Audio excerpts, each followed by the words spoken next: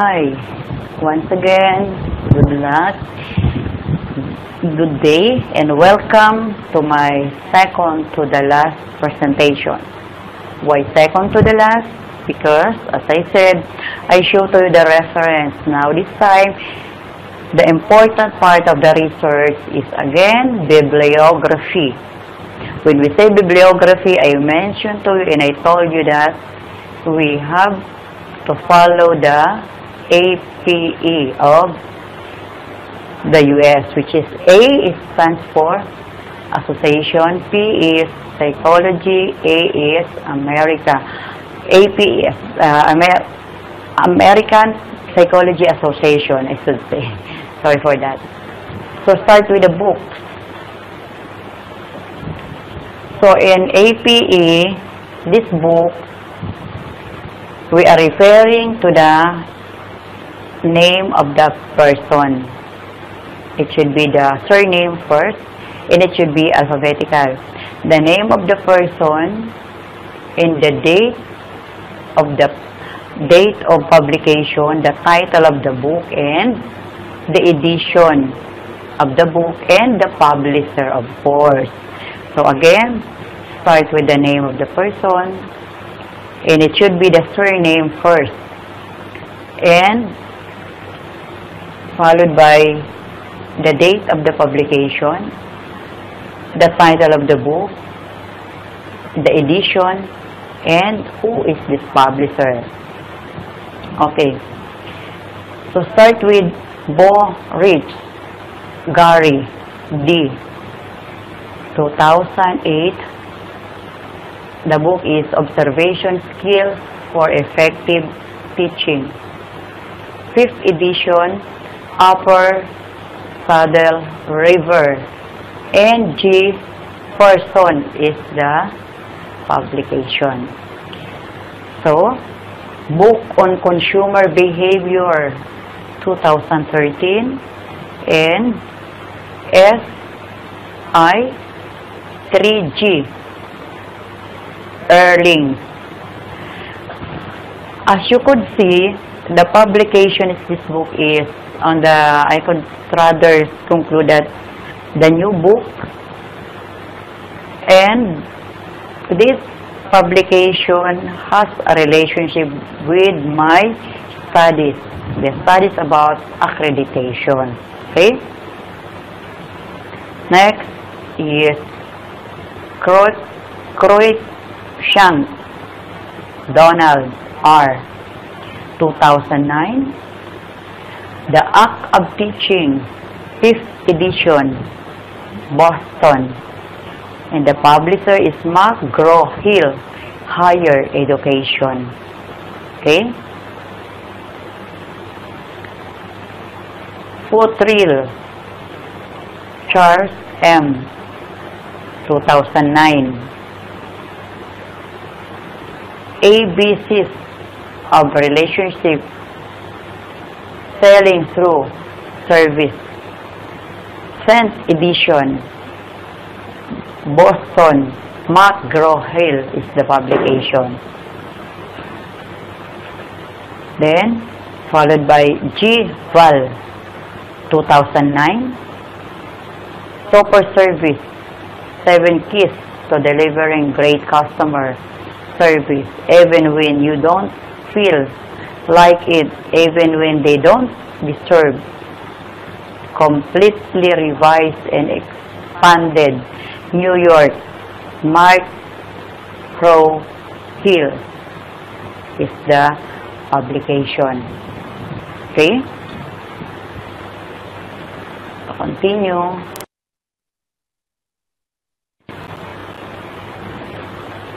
To continue is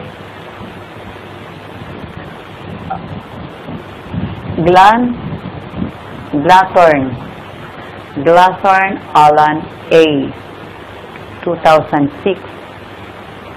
Developing Highly Qualified Teachers, a Handbook for School Leaders, Thousand Oaks, California.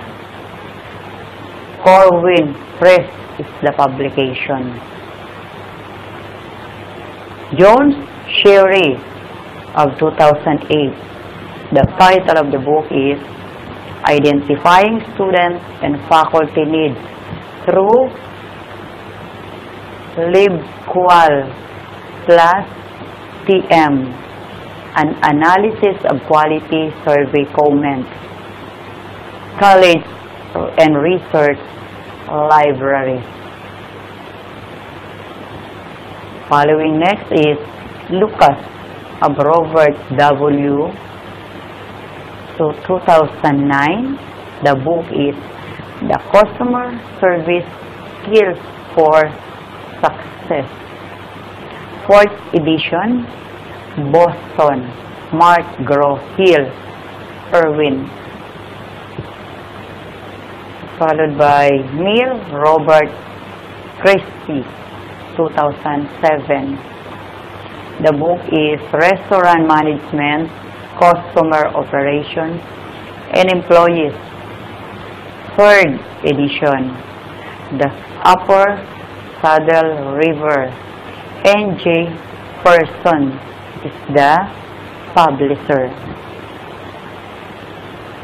Then the book is Reflective Teaching and Learning, a guide to professional issues for beginning secondary teachers, 2008.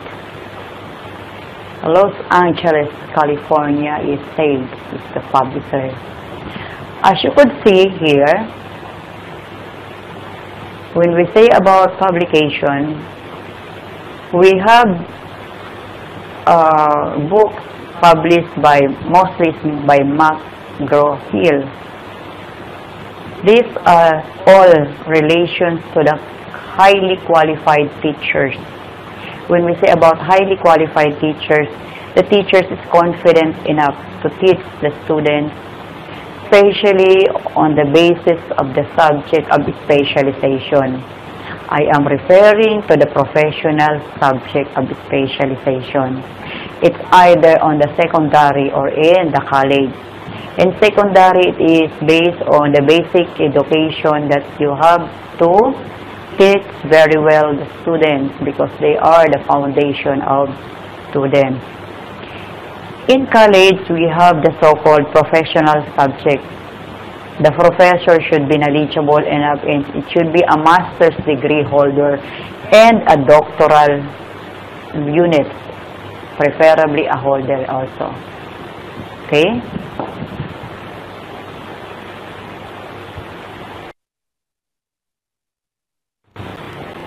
Okay, here. The name of the author is Ryan Kevin. The book published 2013. It is new. The title of the book is Those Who Can Teach, and 13th edition by the Australia Wordsworth as the publication. There are people who graduated as a teachers, but not all of them know how to teach. Why? In teaching, you have your passion of teaching in order the students learn from you. Because whenever the students will learn from you, they will not forget it for the rest of their lives. They will you help the students to grow, and the students will never forget. The teachers, the professors taught for them a certain knowledge or subject that they get from the teachers. As mentioned by Ryan Kevin of 2013, those who can teach. There are people who did not study to become a teacher, but definitely they know how to teach. Why? Because they have the passion of teaching. They have the passion of molding the students. So in molding the students, you have to have patience. Why have patience? If you do not have patience at all, how could you mold the students in that matter? The next author is Shefman Leon G. 2007 is the year, and the book is Consumer Behavior. 9th edition, and published in Singapore by Person also. A lot of book published by Person that the university is doing, or the university is using, The students used to have books because not all of them could afford to buy. Why cannot afford to buy it? Because a little bit costly. If it is the imported book, it is costly because, not to mention about the papers being used in this publication. And the papers could last long, not only could last it a little, could last long, the paper, that it could not become broken the moment that you could hold it for, it should not be crumpled in any way. Okay? After that is Serve Safe Essentials, 5th edition of 2008 by Chicago 3, the National Restaurant Association Education Foundation. Why I read about in National Restaurant Association? How does it relate to my study? As I mentioned, that the student is the customer. Therefore, the restaurant has a customer. And it could relate it to the educational foundation. Okay? That is. Next is the Shepherd Glenn. The author is Shepherd Glenn of 2005. How to make performance evaluation really work. A step-by-step guide complete with sample words, phrases, and pitfalls to avoid, by the publisher Hoboken N.J. Willis. Okay, who is this, by the way? He mentioned in this book about the how to make performance evaluation really work. This performance evaluation, it could not lie to ourselves that we are doing, that we are being evaluated by our superior, by the boss, or by the members. In this case, the pitfalls will be avoided. These pitfalls are considered as the liars, that they are not telling the truth. Next is Walker Gary, 2013, the Consumer-Centric Selling Field Guide to Prospect and Business Development. New York, McGraw-Hill is the publisher. So again, customer is students. Okay? If you finish with the books as your reference, you proceed with the journal. And who is this journal? This journal, these are the samples of the journal that I used to get it from them. Asa Do Saman Moyasin Hossein Mahabubur Raham, 2013. The Service Quality and Student Satisfaction, a case study on private universities in Bangladesh. So, the source of that journal is http://www.sciencepublishinggroup.com slash J slash IJEFM.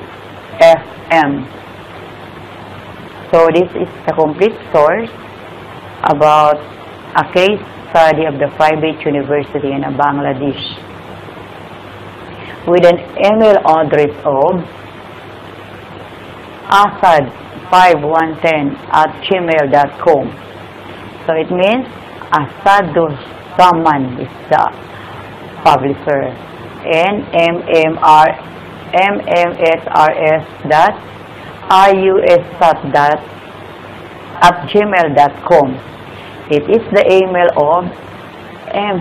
Hoshen and Sagorhu151@gmail.com. The email of M. Rahman. Okay? Another journal, Ricky L. Boyd, M. 2012. The title of the journal says that the customer service in higher education, finding a middle ground. It is a file colon slash h colon slash mktg percent 20 research slash ne percent 20 lit slash customer percent 20 service percent 20 in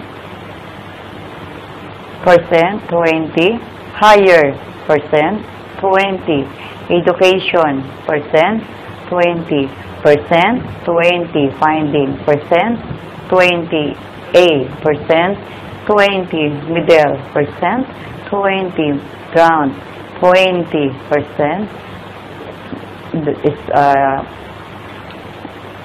dash percent 20 dash percent 20 mentor period HTM. So the source of this is http // dus psu edu /mentor /2012/06 customer service in higher education. This is the complete site of the journal by Ricky L. Boyd, the customer service in higher education, finding a middle ground. Following next is Ananta Ra A, Arosha Sami, and Dr. Abdul Kani bin Abdullah, 2012,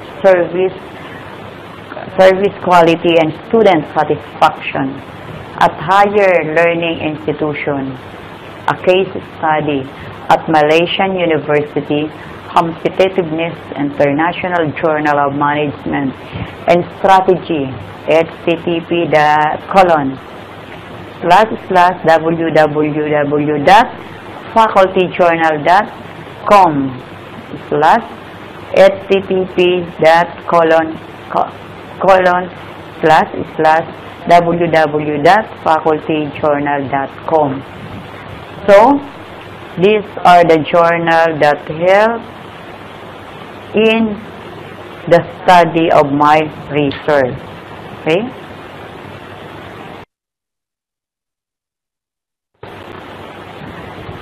Another journal.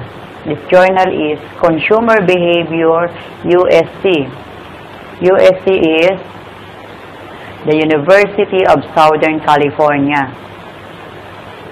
2013 http://www.consumerpsychologist.com/cv_introduction_html.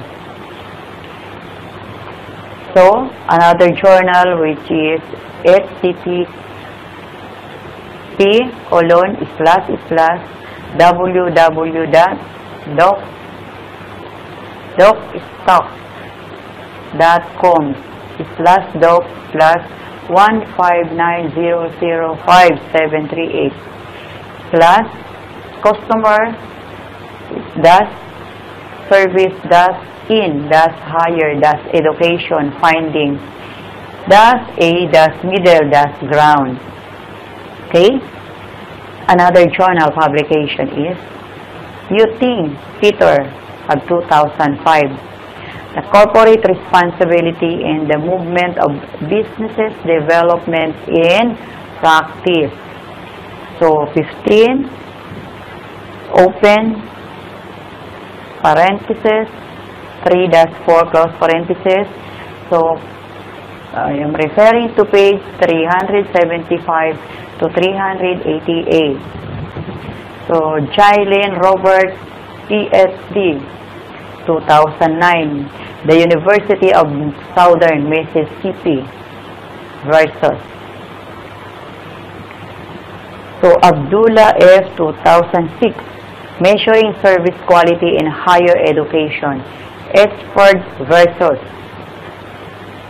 the SERPERB, Marketing Intelligence and Planning.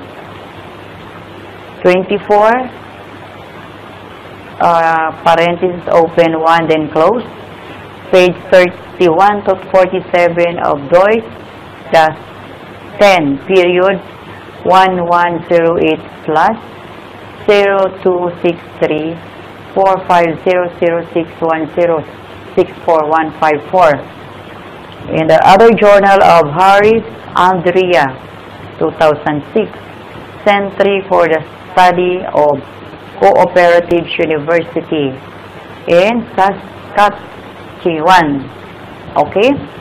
All of this is the publications of the certain author that, as we could see and as we could read, these authors have almost the same idea. The other one pertaining the consumer behavior. This consumer behavior, again, the students are the consumers, are the customers of a certain school, university, maybe in the University of Southern California. The customer service in higher education. So, higher education, because they are on the college level, so they belong to the higher education. Okay? And strategic response to Fred's critics of business ethics. Strategic response, as I said, if your answers is not certainly 100% correct, you have another alternative, so that there are strategic that you could select into in what is the possible supposed to be. Then the other one I used to see is measuring service quality in higher education. Here, in measuring service quality in higher education, you have to give due respect for that, because this would become quality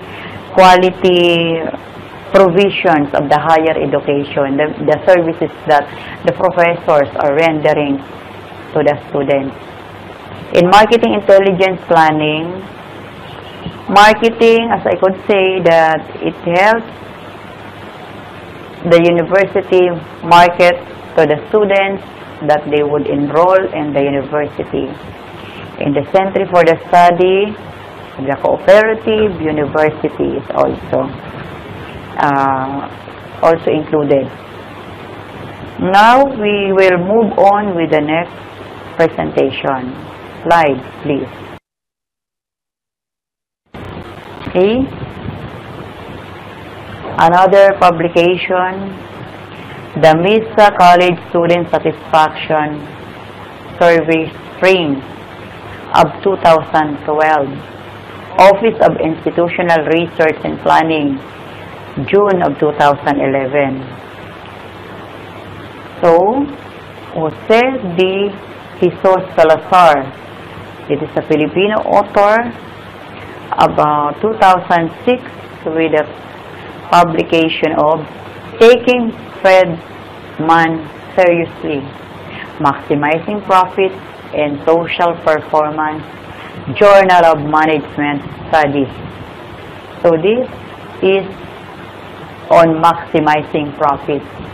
So profit because students, consumers, relation. Okay? Gallagher Scott, 2005. A strategic response to Friedman's critiques of business ethics. Journal of Business Strategy. Eugene Peter of 2005, The Corporate Responsibility and the Movement of Businesses Development and Practice. 15 parenthesis 3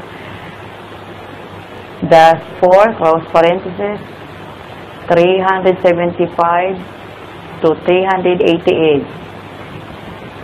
Jalin Robert, PhD of 2009. The University of Southern Mississippi. Abdullah F. 2006. Measuring Service Quality in Higher Education versus Serve Marketing Intelligence and Planning. 24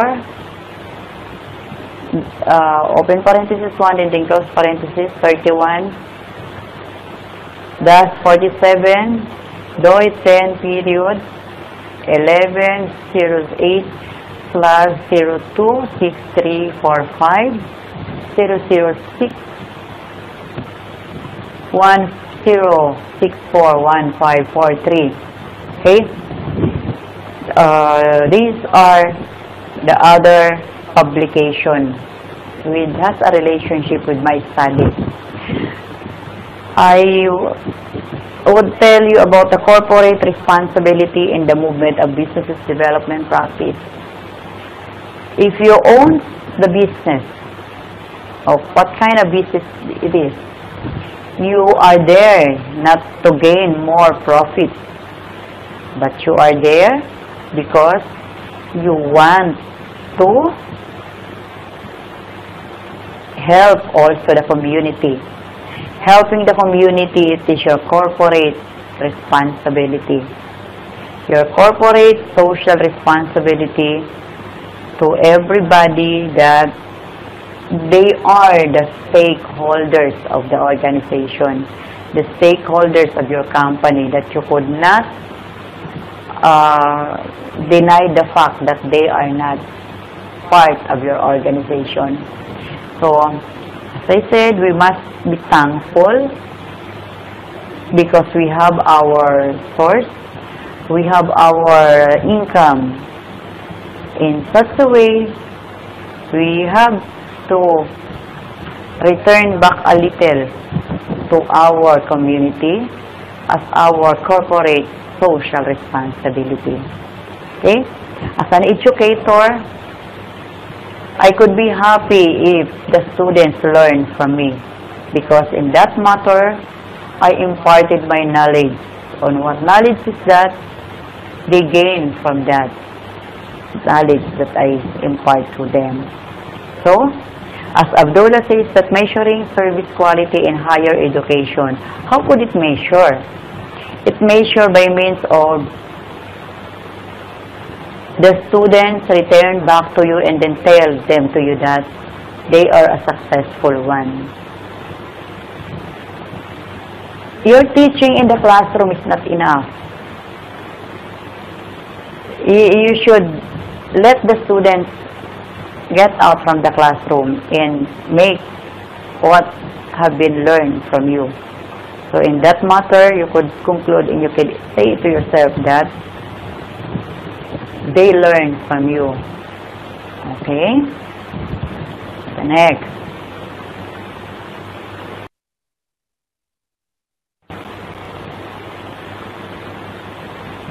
Here, another publication stated that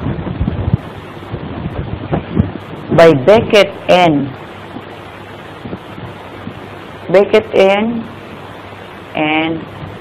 Brockes M.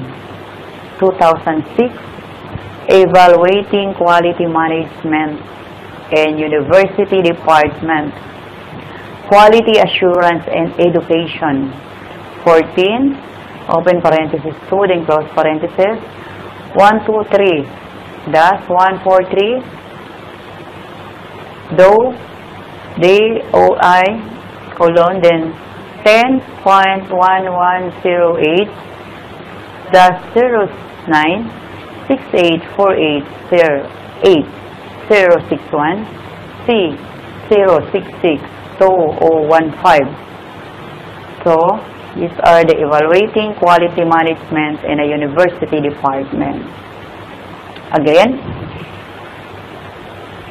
if you pass the accreditation of any accrediting bodies, you could see that the learning in a certain colleges and university, they pass the quality. They have a good quality because the accreditation is one that we could see that we are doing our part for this. Brockes M. and Beckett N. 2007, Quality Management in Higher Education, a Review of International Issues and Practice, International Journal of Quality and Standards, Paper 3, 1, parenthesis, opening, close 1. Quality Management in Higher Education. Okay? So, Calvo, Das Mora A, Real A, and Roldan J. 2006, using enablers of the EFQM model to manage institutions of higher education, the quality assurance in education. 14, open 2, close 99-122, period, DOI 10, period, 1108, 0968488806, 10662006. So, another author is Shin S. Yang C. and Shan J. of 2006. The application of a balanced scorecard and the performance evaluation of higher education, TQM magazine. 18 open to close 190-2050 10 period 1108 plus 09544780610647892. In Malin Baker, the first published 8 June 2006, http www.malinbaker.net/www.net/CSR/definition.php. So, Enterprise Roundtable, downloaded from http://ilo.org/public May 20. So, this publication, I could rather say that this could help the quality education, because it deals with the quality management in higher education. So, this quality in a higher education states that any institution, governing bodies should accredit their schools or universities to get the quality education being given to the customers, which are the students. Okay?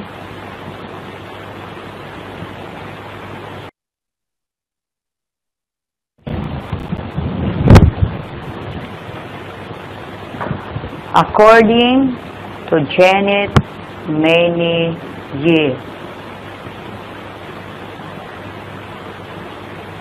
Agbor of 2011,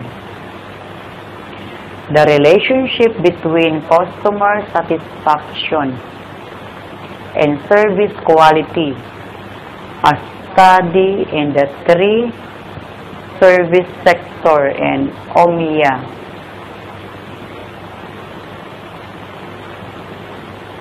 The Miramar College, the Student Satisfaction Survey Office of Institutional Research and Planning, May 2009, http://www.miramar.edu/webm_send/12603. So these are the so-called publications about the relationship between the customer satisfaction and the service quality. The relationship to the customers, as I said, students are the customers. Then, the service quality being offered by the university to them. For us, the studies is concerned. If you, whatever your studies is, you have to be guided with your references or your bibliography. You cite all the references that you get and then put it that all so that they will not be asking you for any matters on this aspect. Okay? So, these are the published references. So, following next are the so-called online sources. These online sources, these are the different net connections that I used to see and I used to read and I used to view during the studies are being conducted, or I could say it is during my writing of the studies. And all of these sites, all of these references, all ideas that it came from, posted all in the review of related literature. As you could see and as you could read on the first part of my study, there are a lot information in chapter 2, because chapter 2 it is the review of related literature in studies, and these are the information that help in my research. So whatever research you could come out and make sure that you have also a lot of related study. It means that you go to the different sites and you browse. You browse the different sites if you are referring to the net connection. But if not, books in the library could also help. Do not be contented for one library only. It should go to other library so that you have other options of comparing to other topics. Because if you will be doing that, as a researcher, the readers of your research, they have a high regard to you because you have an effort to include all the references you cited and read the different books as well. Not only the books, the publications, and the internet, the online sources, I could say. Okay? As David Doming of 2010, E. Howe, contributor, http://www.ehau.com/fact_score7200417/consumer satisfaction _STML. The other is Adrian Thompson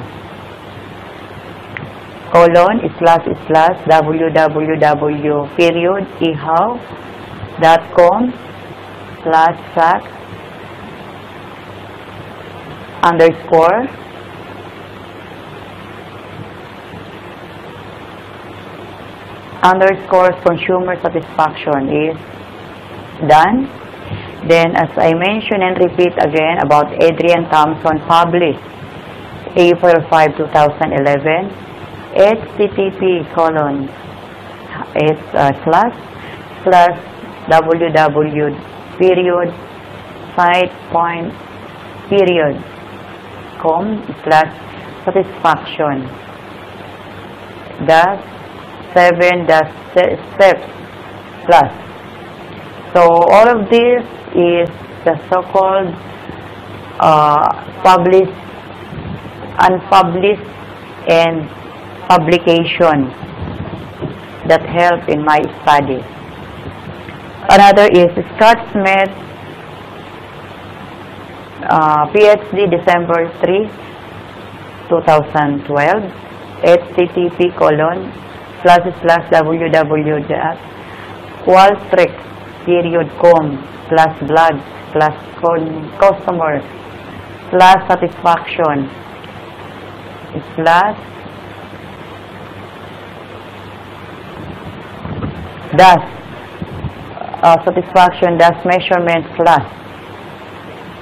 Then Ken West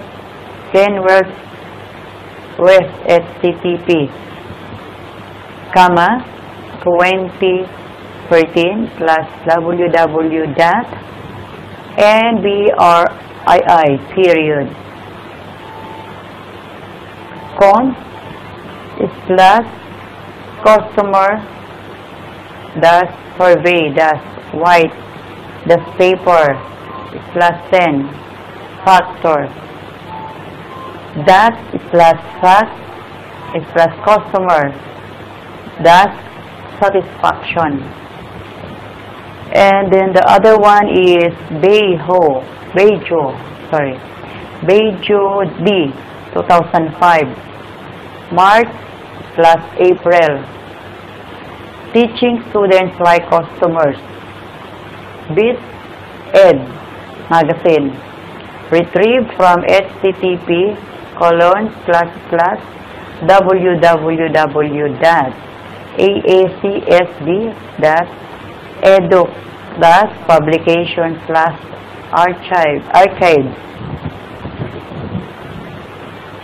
So as we could see and as we could read,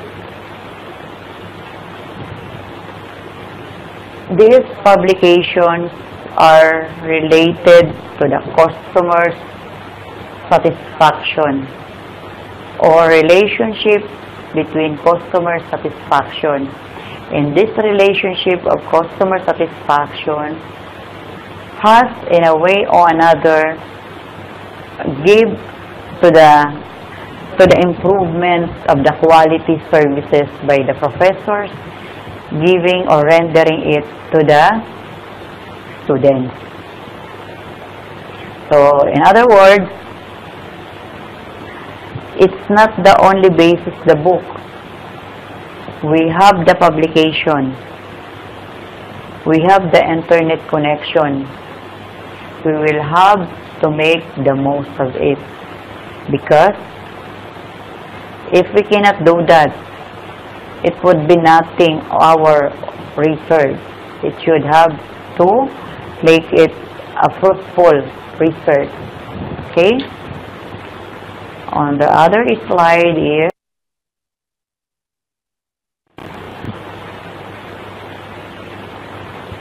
as you can see, again, to continue. To continue is Demetriou C. This Demetriou C, 2008, it's an argument against applying a customer the service paradigm, the mentor, colon, an academic advising journal. 10, open parenthesis 3, then close parenthesis, retrieved from http://www.psu.edu plus dus/mentor.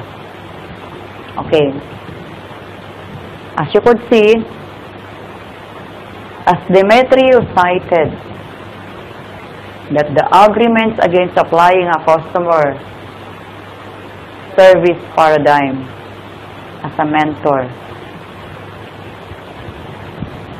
Who is the mentor in the education, in the university? The mentors are the professors, are the teachers. They are molding the students on the best as they can, the best as they can.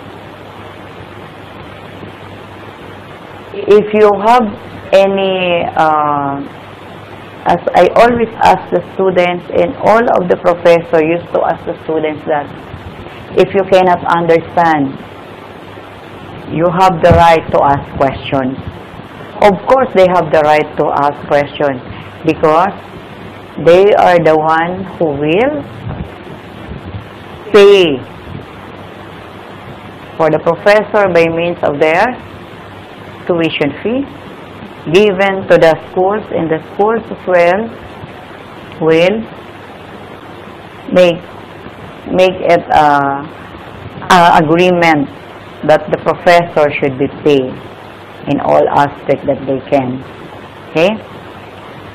So, in other words, we will give the best service to our customer. As we could see that our customer is the student. So,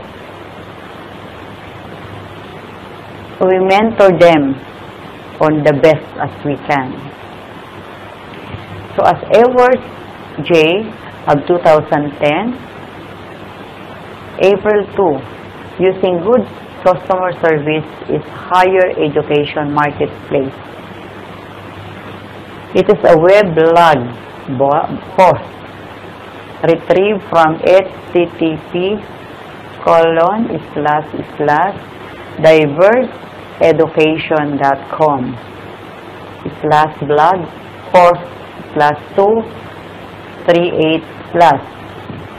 So this is using a good customer service in higher education marketplace.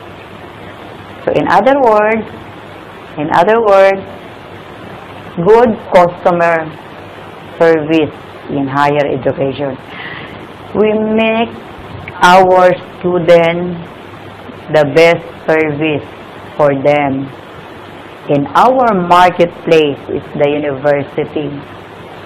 We do not own the university, but we can make a good market to our students if we will be giving them the best service that we can.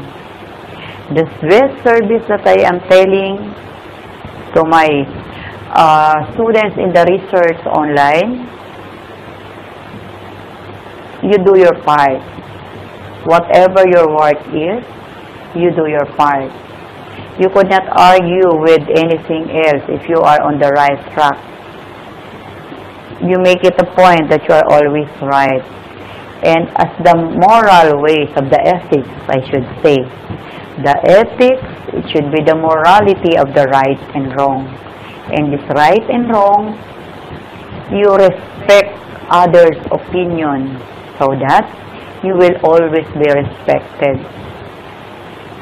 I will not argue with anybody because they have their own rights. Though I have my own rights too, I could defend what is that. As I said, I mentioned by the other, it's only less talk so that you have less mistake. So, using my good customer service to my students, in return, they pay back with a good evaluation. And that good evaluation to them is, of course, aside from the higher grade that they get, when they graduated, they could apply that to the real work, to the real market, to the real endeavors that they want in life. So, as I presented earlier, the different online sources, I have also additional online sources here. These additional online sources, it is based in, as you could see and as I didn't read it to you, that stated by Bell P. in 2008, beware the idea of the student as a customer, a dissenting view retrieved from http://wcu.edu/RSLEETH not customers HCM. Okay. Here as he stated about beware the idea of the student as a customer. I could say yes, agree to that. Because the real customers in the real market says that customer is always right. Definitely they are right, because if they will be wrong, they will not return back to the store. They will not buy anything from you. If you will consider the students always a customer, take note of the word, always a customer, they get what they want. If they want a higher grade, you will give because you are the professor. But it's not in the academe.